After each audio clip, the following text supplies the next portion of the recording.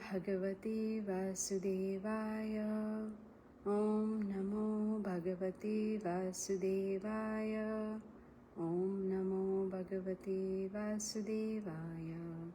Narayanam Namaskritya Naram Chaiva Narottamam Devim Saraswatim Vyasam Tato Jayamudiraid. Nashtaprayeshu Bhadreshu Nityam Bhagavata Sevaya Bhagavati Uttama Shloke Bhaktir Bhavati Naishtaki. Reading text 40 and 41.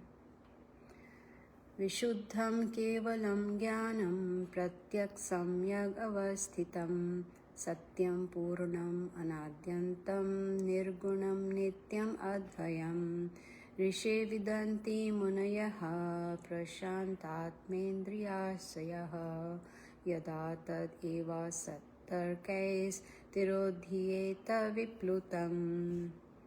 Vishuddham, without any material tinge. Kevalam, pure and perfect. Jnanam, knowledge. Pratyak, all-pervading. Samyak, in fullness. Avasthitam, situated. Satyam, truth. Purnam, absolute. Anadi, without any beginning. Antam, and so also without any end. Nirgunam, devoid of material modes. Nityam, eternal. Advayam, without any rival. Rishe, O Narada, O great sage. Vidanti, they can only understand. Munayaha, the great thinkers. Prashanta, pacified. Atma, self. Indriya, senses. Ashayaha, sheltered. Yada, while. Tat, that. Eva, certainly. Asat, untenable. Tarkeh, arguments. Tirahadhiyata, disappears. Viplutam, distorted. Translation and purport by Srila Prabhupada. Srila Prabhupada ki jai. The personality of Godhead is pure, being free from all contaminations of material tinges. He is the absolute truth and the embodiment of full and perfect knowledge. He is all-pervading, without beginning or end, and without rival. O Narada, O great sage, the great thinkers can know him when completely freed from all material hankerings and when sheltered under undisturbed conditions of the senses. Otherwise, by untenable arguments, all is distorted and the Lord disappears from our sight. Purport. Here is an estimation of the Lord apart from his transcendental activities in the temporary material creations. Mayavad philosophy tries to designate the Lord as contaminated by a material body when he accepts forms of incarnation. This sort of interpolation is completely denied herein by the explanation that the Lord's position is pure and unalloyed in all circumstances. According to Mayavad philosophy, the spirit soul, when covered by nations, is designated as Jiva, but when freed from such ignorance or nations, he merges in the impersonal existence of the absolute truth. But here it is said that the Lord is eternally the symbol of full and perfect knowledge. This is his speciality. Perpetual freedom from all material contaminations. This distinguishes the Lord from the individual common living entities who have the aptitude for being subordinated by nations and thus becoming materially designated. In the Vedas, it is said that the Lord is Vijnanam Anandam, full of bliss and knowledge. The conditioned souls are never to be compared to him because such individual souls have the tendency to become contaminated. Although after liberation the living entity can become one with the same quality of existence as the Lord, his very tendency to become contaminated, which the Lord never has, makes the individual living entity different from the Lord. In the Vedas it is said, Shuddham apapa vidham, The individual Atma becomes polluted by sin, but the Lord is never contaminated by sins. The Lord is compared to the powerful sun. The sun is never contaminated by anything infectious because it is so powerful. On the contrary, infected things are sterilized by the rays of the sun. Similarly, the Lord is never contaminated by sins. On the contrary, the sinful living entities become sterilized by contact with the Lord. This means that the Lord is also all-pervading like the sun, and as such, the word pratyak is used in this verse. Nothing is excluded from the expansions of the Lord's potency.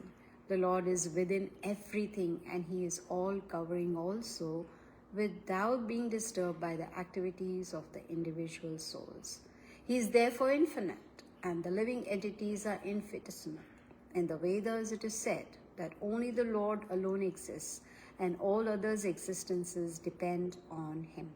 He is the generating reservoir for everyone's existential capacity. He is the supreme truth of all other categorical truths. He is the source of everyone's opulence, and therefore no one can equal Him in opulence, being full of all opulences, namely wealth, fame, strength, beauty, knowledge, and renunciation. Certainly He is the Supreme Person. And because He is a person, He has many personal qualities, although He is transcendental to the material modes. Excuse me. We have already discussed the statement Itham Bhuta Guno Harihi, Bhagavatam, Canto 1, Chapter 7, Text 10. His transcendental qualities are so attractive that even the liberated souls or Atmaramas are also attracted by them. Although possessed of all personal qualities, He is nevertheless omnipotent. Therefore, personally He has nothing to do, for everything is being carried out by His omnipotent energies. This is confirmed by the Vedic mantras. Parashaya Shakti Vividhaiva Shruyate Swabhaviki Jnana Bala Kriya Cha. This suggests His specific spiritual form, which can never be experienced by the material senses. He can be seen only when the senses are purified by devotional service. Yam evaisha vrunate tena labhyaha. As such, there are basic differences between the Lord and the living entities in so many respects. No one can be compared to the Lord, as the Vedas declare. Ekam eva dityam brahma vaithad vaibhayam bhavati. The Lord has no competitor, and He has nothing to fear from any other being, nor can anyone be equal to Him.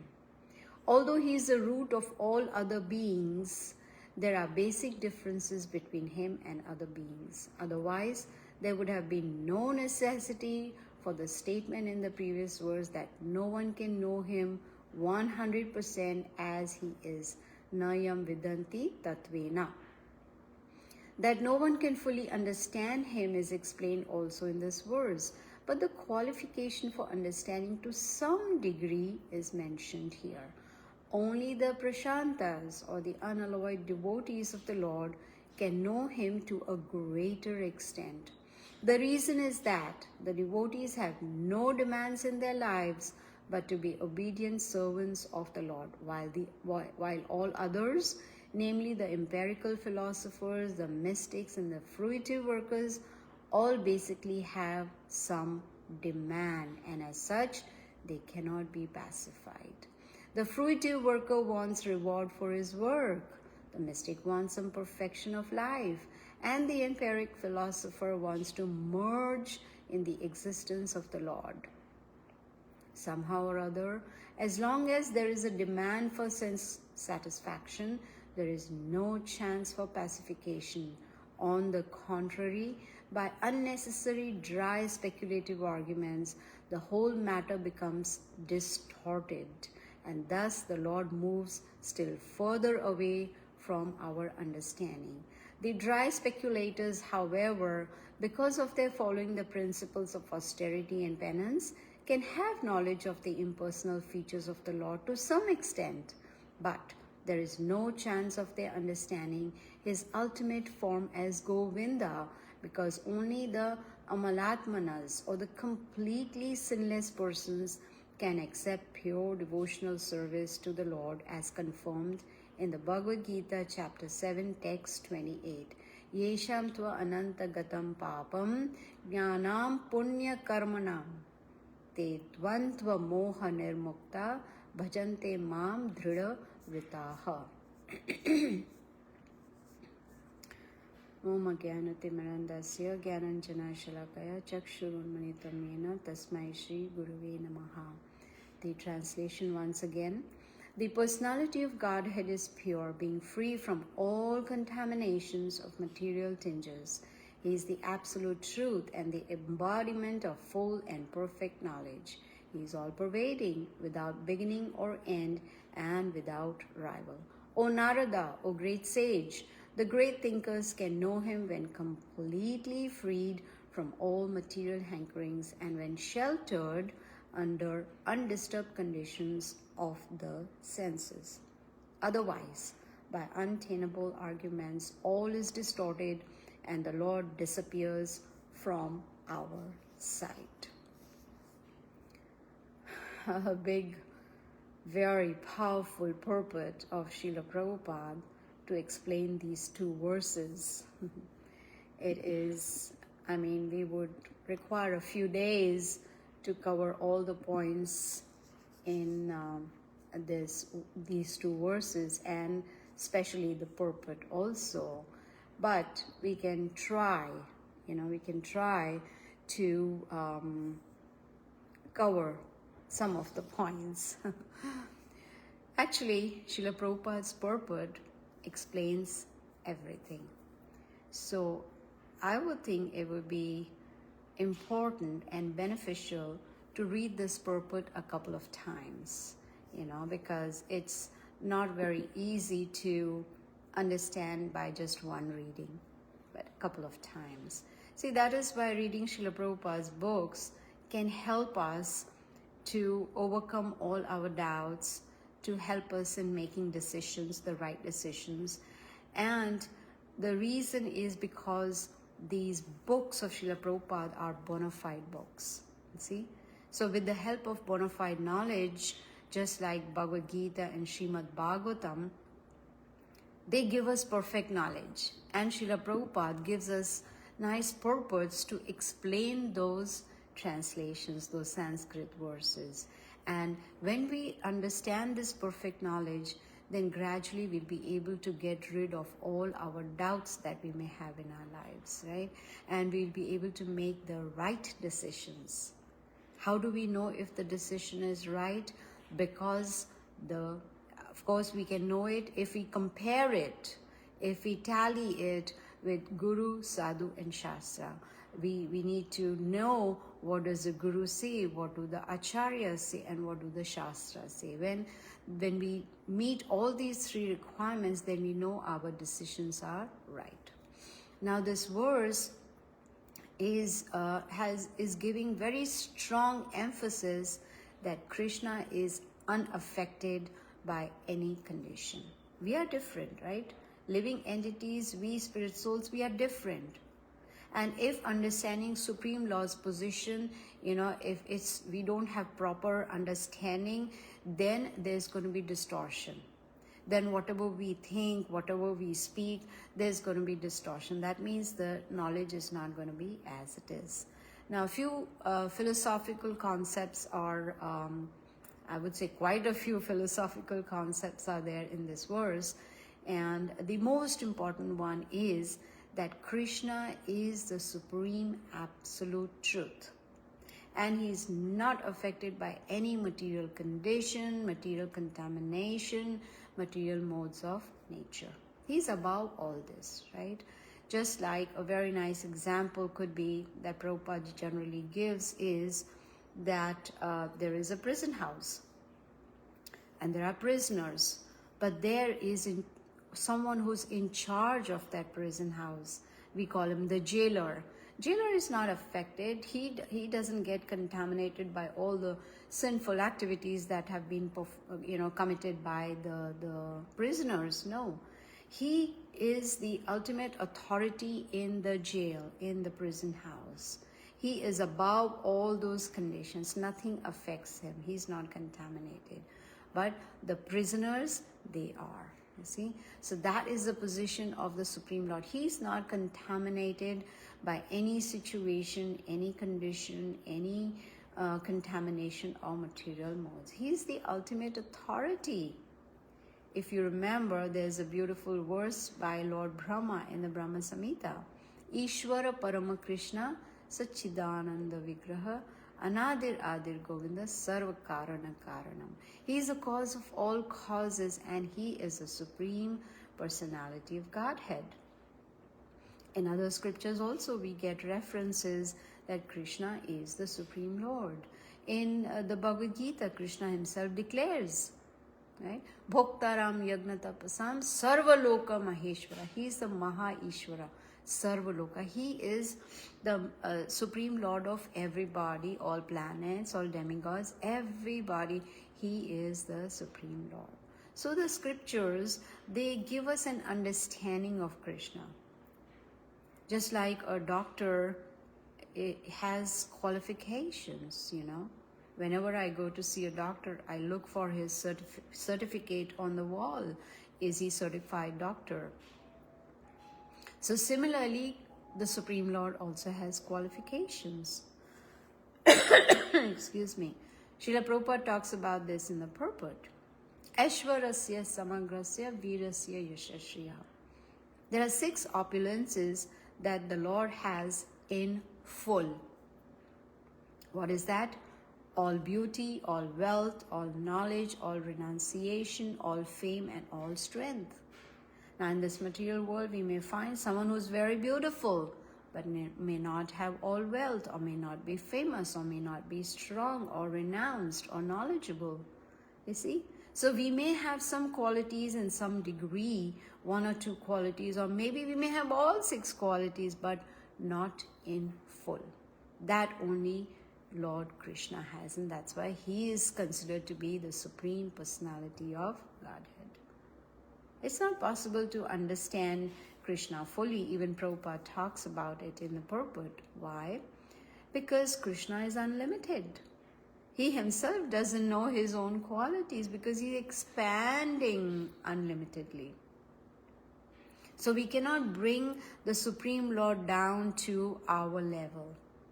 That is when distortion will happen. That is where speculation will start. Just as Prabhupada talks about Mayavadis in the purport, he says Mayavadis, they designate the Supreme Lord by the confusion. The Vedas clearly conclude Krishna is the Supreme Personality of Godhead, and he is untinged by material contaminations. So to understand Krishna is beyond our imagination. We have tiny brains. So anything that is beyond our conceptions, we should accept word of authority. Anything that we cannot understand, then we need to accept authority. Authority of the Supreme Lord. Authority of the acharyas who are coming down in the strict disciplic succession. Shabda Praman it is called, you see. Accept the authority of those who are transcendental, those who have those transcendental qualities. And Prabhupada mentions in the purport, such acharyas, they are undisturbed by senses. That means the senses are not, stressing them out. Senses are not demanding satisfaction. Such transcendentalists, they are pure, completely pure. They're self-satisfied. Satisfaction is there. They are not hankering for anything. They are Atmaram, great souls. And how do they come to that position? By realization. They have become self-realized. They have understood themselves, who they are. They have tried to understand the Supreme Lord by performing pure devotional service. And this is not based on their own speculation, their own concoctions or anything. No, it is completely based on scriptural understanding. They follow the scriptures as it is, and that's how they become self-realized. You see? They understand the difference between body and the soul. They understand the position of the super soul. They understand the relationship between us and the Supreme Lord. You see? So they are not subject to any contamination because they've reached that transcendental platform. We jivas, we atmas, we spirit souls, we have a tendency to be contaminated. There's a difference between being contaminated and having a tendency to be contaminated. We may purify ourselves, but there still will be a tendency to be contaminated. You see, we become polluted by sins. But Krishna, he does not get contaminated at all. In fact, Srila Prabhupada, he gives a nice analogy of the sun, right? The sun is so powerful. It's up in the sky, and it does not get infected. It doesn't get contaminated by the infection that may be there. But in fact, the sun's rays are so powerful that they sterilize even the infections. This is the comparison Srila Prabhupada gives in the purport. Similarly, when we come in contact with Krishna, then our sins get sterilized. Isn't that beautiful? We get sterilized of all the sins. Excuse me. So how do we get in contact with the Lord? By chanting the holy names, right? Our business is to connect with Krishna. How? With love and devotion. And the process is given to us by Srila Prabhupada. That will lead us to perfection. So before we can even know Krishna to a little extent, we need to purify ourselves. Purify the heart, purify the mind, the body, the senses. There's got to be purification. And when there is purification, then one will be able to perform loving devotional service in a humble state of mind. And not just perform loving devotional service to Krishna, but also to the spiritual master and the devotees. Devotees are very dear to the Lord. Otherwise, it's not possible to understand Krishna. Of course, no one can understand Krishna fully. He himself cannot understand himself fully because he's expanding unlimitedly. So the qualification to understand Krishna to some degree is mentioned in these verses. Only unalloyed devotional service can lead us to Krishna.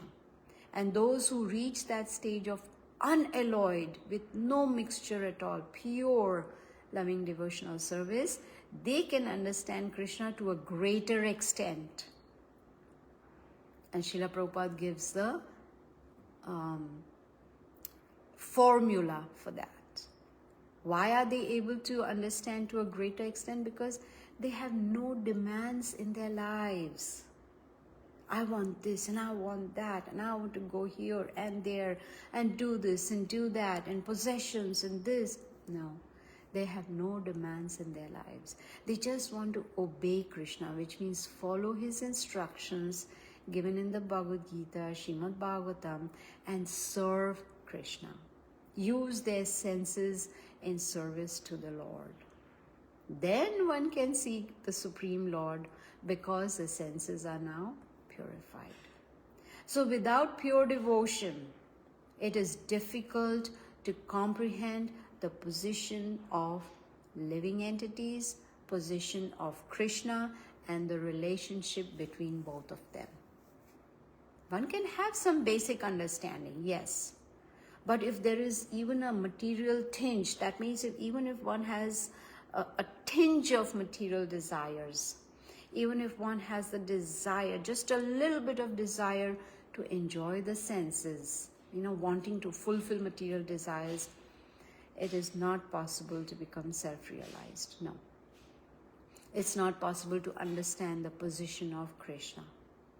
One may seem to be a great devotee, but Maya is so strong that it can allure the person very quickly. Within a split second, one can come under the influence of Maya. There's a very nice story about how one can get caught up in the web of Maya very quickly.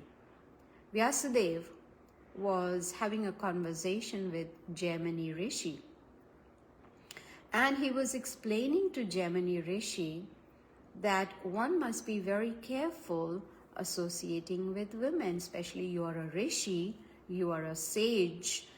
You should, sages, in fact, people in general should be very careful, but here, he being a sage, he was advised by Vyasadeva to be careful of women association. He said, oh, not to worry.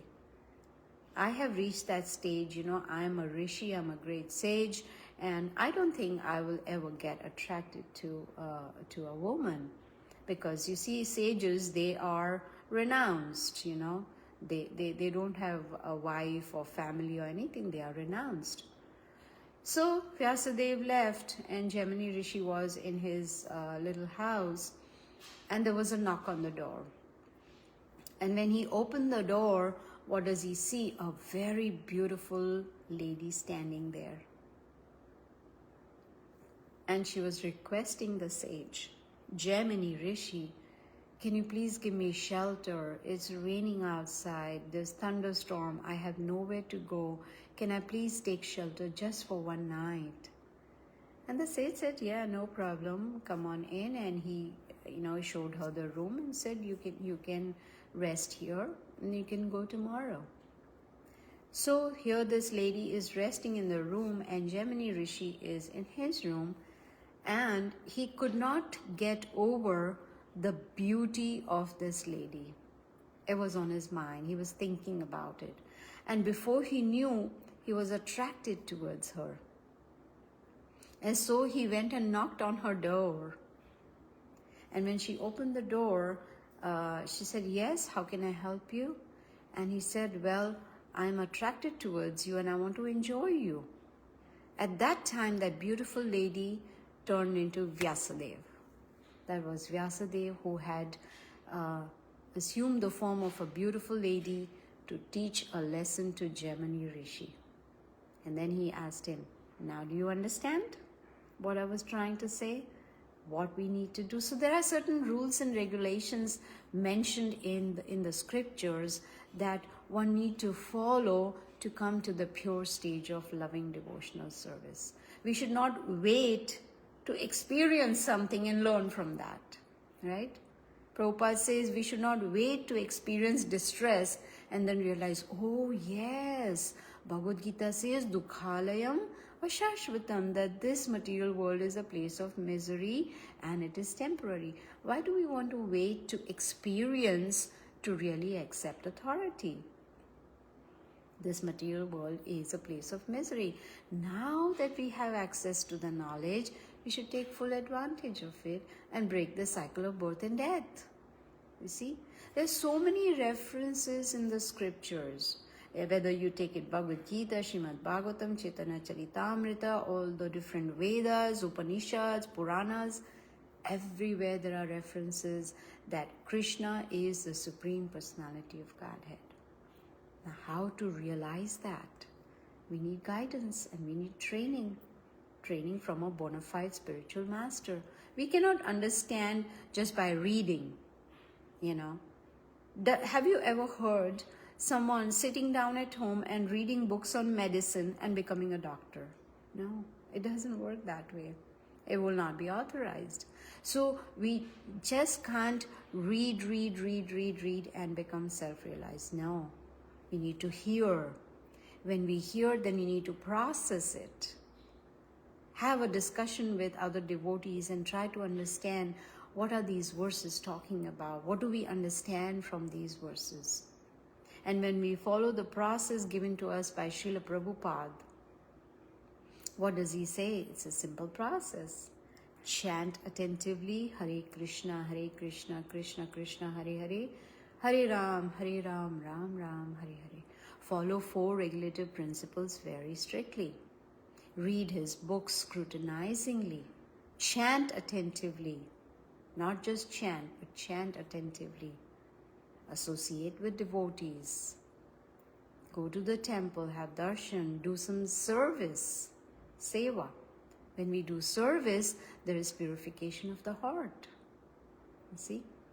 So when we follow the process given to us by the acharyas, then we will understand who is, to some extent we will understand who is Krishna, what is his form like. His form is Sachidananda Vigraha, what are his pastimes. We'll try to understand his qualities. But above all this, we definitely need the mercy of Guru and Krishna. And when they will see our sincere endeavors to become self-realized, to get on this perfect knowledge, to receive this perfect knowledge, so that our doubts can be removed, so that we make the right decisions. You see, when they will see our sincere endeavors, then their mercy will be showered. The Lord wants to see how serious are we on this spiritual path, how serious are we to become conscious of Krishna. You see, it's a very rare opportunity to be able to perform devotional service. Very rare opportunity. Manushyanam sahasreshu, out of thousands of people, one will try to know. So it's a rare opportunity to do devotional service, and it's more rare to have a human form. And it's rare to have association of devotees. It is rare to have books of Srila Prabhupada. What more do we want, right? That's a question that should come to our mind. What more do we want? We have everything. In fact, just like when we go on vacation, we try to get a complete package, right? Complete package deal. That includes the air tickets, the hotel, the transportation, sometimes food also. And here, we have got complete package given to us by Srila Prabhupada. All that is required from us is our time and sincere efforts. That's it, nothing more. We don't even have to pay anything, it's free of charge. So if we really want to lead a life without any doubts, if we want to lead a life where we are making the right decisions, then we need to see through the eyes of scriptures. Just like when we wear these glasses, we are able to see clearly. Similarly, we should wear glasses of the scriptures and see through it, which means we should read the scriptures, we should hear the scriptures and understand. Then everything will be very clear. Then we will see very clearly. Haven't we noticed that if our glasses are tinged, kind of have a red tinge, then everything appears to be red. Everything that we see is red. If it's green, then everything is green. So it depends on the tinge of our glasses. So the tinge on our glasses should be of the scriptures. Then we can see through everything very clearly. You see, we have been through a very long journey. We've been through so many lives, so many different bodies we have taken. Finally, we have got this human form of life. Finally, we have got access to the scriptures. Finally, we have association of devotees, you see. So why not use this rare human form of life now to become perfect, to get perfect knowledge, to realize perfect knowledge and reach that perfect stage. And it all begins with chanting the holy names of the Lord. Hare Krishna, Krishna Krishna, Hare Hare, Hare Ram, Ram Ram, Hare Hare. You see, the holy name is very pure, and that pure holy name can deliver us. What is the difficulty? Remember, Srila Prabhupada asks us, what is the difficulty? Why are we not able to chant? If we are chanting, why are we not able to chant attentively? Why are we not able to associate and serve the devotees? Why? That why should be answered. We need to contemplate on that why. So when we follow the instructions given to us by our Guru, instructions given to us by the Supreme Lord Krishna, then we will be on the right path. You see, Guru is our spiritual father. Krishna is our supreme father. They are ready to guide us, provided we are ready to take their instructions, their guidance. Talking about father, I heard the story. It's not a story, it's something true that happened. Steve Jobs, we have heard about Steve Jobs, right? He, owner of Apple. When he was 7 years old, his father asked him to help him in painting the fence. They had a fence around their house, so paint that fence. And he said, sure, Dad. And he went and he painted the fence. And very proudly he went to his father and said, would you like to come and inspect how nicely I have painted? The father came and he checked the fence, and he said, well, why did you paint only the outside of the fence? What about the inside? So Steve Jobs tells his father, but nobody watches the inside.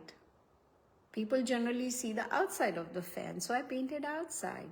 So father said, but we can see the inside, right?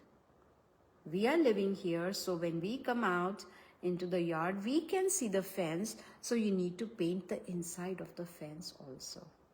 He tried to explain to him that inner work gives outer impact. That means inside we need to work. We need to perform austerities for inside. We need to purify internally.